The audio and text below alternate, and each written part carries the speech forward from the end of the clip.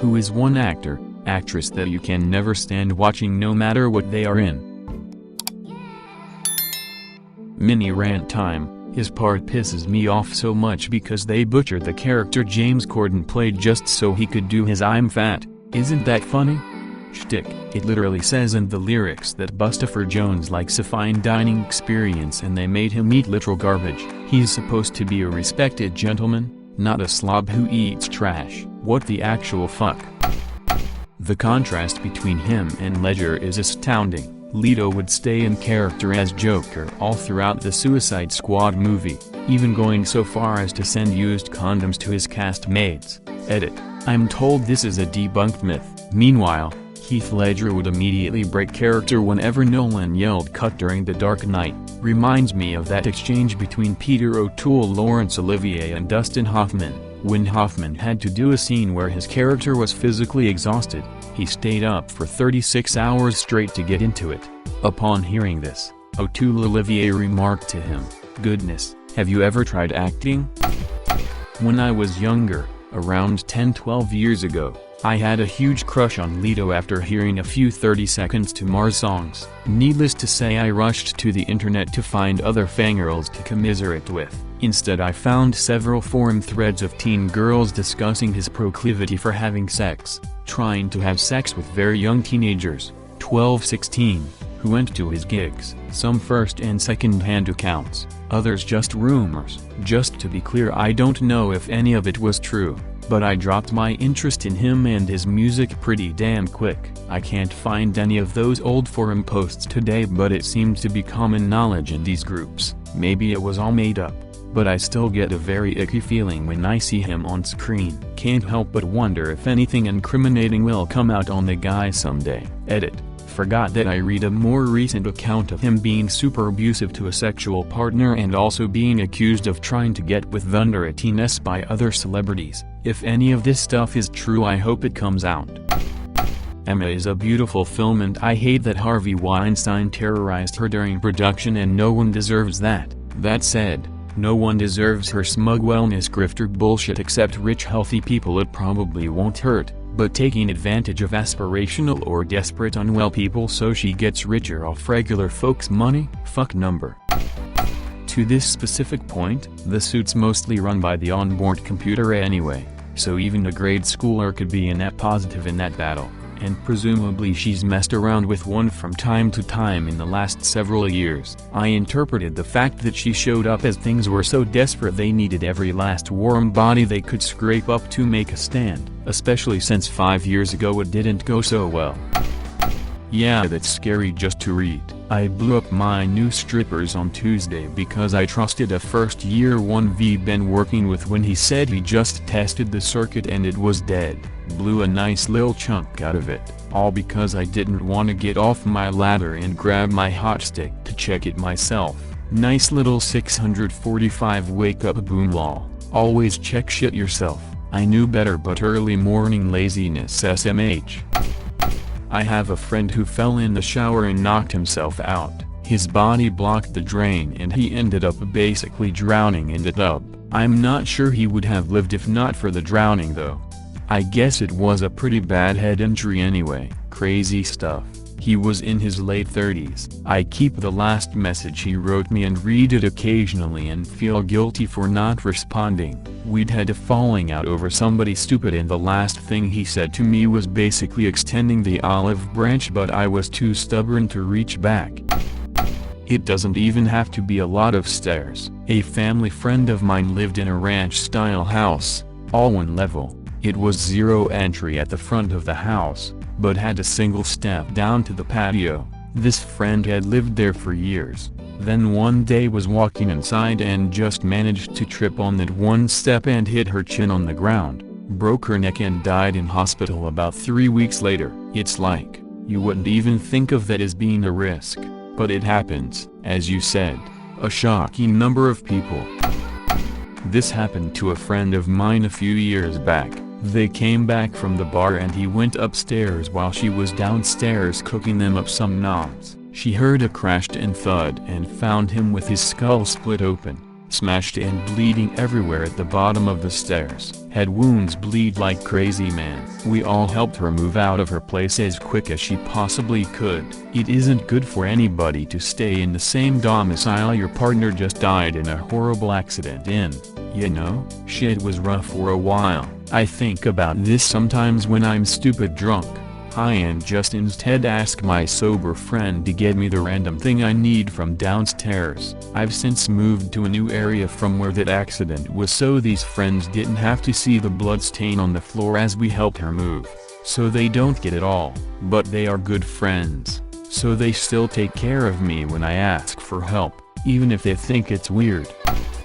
I know what you mean, and as a dad now I understand, but as a 9 or 10-year-old in the 80s, I once grabbed the steering wheel while arguing with my dad in the car, almost killed both of us, without a word, but I could smell the heat coming off of his head. He pulled over, removed me from the car, and drove off. It was pouring rain. I ran after the car and I remember that my favorite G.I. Joe flip-flops fell off, and I hadn't initially noticed, and I had already started crying. I never regretted anything, especially my pride, so much in my life at that moment. He was just circling the block and I was met with a hug and an explanation about how it would be worse if one of us were dead. Yeah, it was maybe extreme or abusive, and I'm still a little fucked about it, but for shit sure it was effective. I would never do that to my kids, but I obsessively point out ahead of time how things like stairs, cars, pools, parking lots, how all that stuff can go wrong really quick. Yup, learned my lesson the hard way. Wooden staircase and I was upstairs. I heard my phone go off downstairs. I ran to grab it in cotton socks. About 2 steps down and my feet slid out from under me, and thankfully I slid down the stairs on my back. I had to take 2 weeks off work because of the pain, but thankfully nothing permanent. Also had a close friend die in Texas. Not too much is known of what happened, but she was likely drunk and slipped. Her fiancé came home from work around 11 p.m. and found her at the bottom of the staircase with her head split wide open, unconscious, and a shattered bottle of wine. Who knows how long she had been laying there. She died a couple days later in hospital. So sad. She was one of my best friends and the sweetest person you can imagine. I almost fell running into a subway to catch a train, not a sandwich, lol, in South Philly late for work, but luckily I was able to grab the handrail and some big guy behind me was nice and close enough to grab my collar and help keep me up, lol. That was a close one and would have been bad. Those stairs are concrete. I almost had an accident carrying a heavy cooler filled with drinks down like 3 steps not too long ago. Maybe it wasn't deadly, but I sprained my ankle pretty badly. I've made sure to walk very carefully going up and down stairs. I don't have the best luck with them, lol. Driving. I drive for a living and I cannot believe the stupid fucking shit people will do on a freeway. It's insane, and honestly it's almost killed my sympathy for people who get into car accidents, cause I can't help but wonder if the person involved was doing something dumb. The only thing that lets me hang on to it is knowing that even if that were true, there could have been other people driving safely that were hurt as well. Stop driving like fucking idiots, people. It's not just your life you're putting in danger. At least you care about learning how to drive well. Yes, you'll screw up as you learn, but you actually want to get better. Most people who create dangerous situations clearly just don't care whether they're putting themselves or other people at risk. That's what's so frustrating to people who drive professionally. It's a willful and reckless disregard for safety in favor of, what? Getting somewhere 30 seconds faster than the GPS predicts. Taking out aggression? I still don't know. This should be at the top. My therapist likes to remind me how horrible stress is for humans and that it's taking time off my life, which stresses me out. So I'm stressed about stressing too much, which also means I'm stressed about everything else even more because life is hard. I've resigned myself to dying early as a result and eating goldfish crackers whenever I feel like it because it brings me joy. I wish you luck with your stress. I hope you have lots of joy too. I felt this so much. Went to a therapist about my anxiety. She asked me, have you ever considered you have an appropriate amount of anxiety for the amount of stressors in your life? Well, fuck me, how is that helpful? Question mark. So here I am, with even more stressors than before, swimming in anxiety and migraine pain. Thank God I have love and supportive people in my life, or I would be well and truly fucked. Oh my God, I suffer from psychosis which results in delusions and hallucinations. Have you considered the fact that perhaps all of these things really are happening to you and you're just experiencing the world a different way from the rest of us? Yes, please try convince me the shadow monsters that keep me awake sobbing every night are in fact real. That's the best thing you could possibly do. I did 10 years as a messenger. The stuff I did on a bike would make the average person's jaw drop. It's wild what you're willing to do when you get comfortable enough. Cars 2 inches away on both sides didn't even make me flinch. Even worse, half of that was on a brakeless fixed gear. I'm glad I got out of that, mostly, unscathed. Fun job. But wow, do you have to make some terrible and dangerous decisions if you want to make any semblance of money. Definitely worse than airplanes. Not many air deaths happen compared to motor vehicle related. Don't know about boats, but I definitely don't know someone who's died in a boat accident other than a family's dad's family friend who got lost at sea and died or something. It doesn't seem super common to me. Meanwhile though, 3 people I went to high school with have died in a car. The worst of all forms of transport. You're relying on people with little to no supervision following made-up rules to keep between painted lines in the hopes nobody screws up, makes a mistake and hits someone else. In addition, all other forms of transport are regulated and have to get pretty much anything and everything, navigation-wise, approved by 36 layers of red tape and write up reports on literally everything they do. When you're held accountable like that, you do a lot less dangerous shit. But seriously, invest in good shoes for walking. I started doing 5 miles every weekday and I tried to get by with a couple cheap pairs or even random Costco finds and they just don't cut it. I ended up with aches and pains. Finally decided to stop being my frugal self and got a legit pair and the aches and pains are gone and the benefit I get from my morning walks is enormous.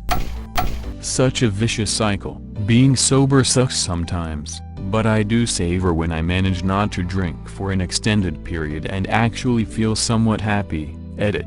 Thanks to all who've offered their advice in similar situations. Honestly, it's just a symptom of a bigger problem I need to deal with. Seek out help for existential crisis, being mid-30s and the world only seems to be getting shittier, etc. Props to those who've addressed it head-on and overcame it. As a recovered alcoholic, may I offer some advice? Get some B vitamins. The only really permanent damage alcohol does to your body besides cirrhosis is wet brain, which is absolutely preventable with some B vitamins. Also, don't be discouraged if you relapse. Just accept that you're fallible, get a good shower and some clean clothes, and sober up again. Keep doing it. Do it as many times as it takes. It's totally awesome and once you get your energy back.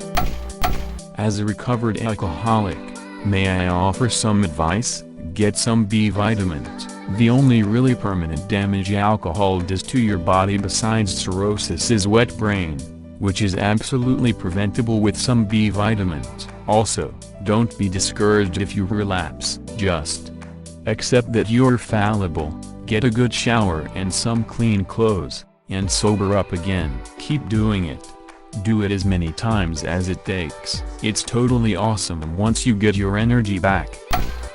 I'm sorry to hear that. That sounds beyond frustrating. It is crazy to me that people hear stories like this from people working in hospitals but still decide it's the nurses who are lying. Last year people didn't believe ICUs were full or that COVID patients actually had COVID. Now, the new conspiracy is that all of the ICU patients are vaccinated. Of course there will be some here and there but they aren't the majority. One of my close friends is a nurse. has seen the pandemic firsthand and her dad still thinks the whole thing is a hoax. I know it probably doesn't mean much, but thank you for your hard work and service.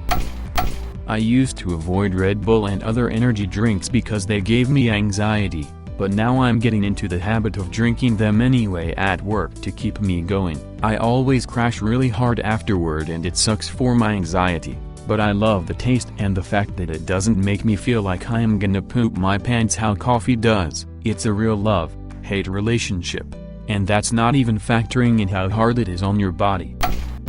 Give it time. My husband used to be fine with energy drinks and out of nowhere they started making him almost actually shit his pants. He's a mail carrier and for a stint was going to an office an hour away to help out. He would pick up an energy drink on the way and kept having near-miss emergencies. He blamed my cooking, was asking me to take extra precautions with cleanliness and such. I actually figured it out, not him. Insult my cooking, will ya? Greater than.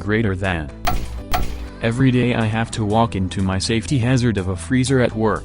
One of these days I will slip and fall and break something. It's so fucking badly organized and the floor is always covered in crunched ice from bags and bags of ice we sell in the aisles, which then gets stuck in the bottom of my slip-resistant shoes, which means my feet become coated in enough ice to create my own DIY ice skates, which means all it takes is one careless step while holding a box and I'm toast. I have complained to everyone higher up than me about it. Best response I got: some anti-ice salt tossed in general area. I consume multiple cups of dihydrogen monoxide every day. It can cause corrosion of metals or can cause bloating in the human body. Its basis is the highly reactive hydroxyl radical, a species shown to mutate DNA, denature proteins, disrupt cell membranes, and chemically alter critical neurotransmitters. The atomic components of DHMO are found in a number of caustic, explosive and poisonous compounds such as sulfuric acid, nitroglycerine and ethyl alcohol.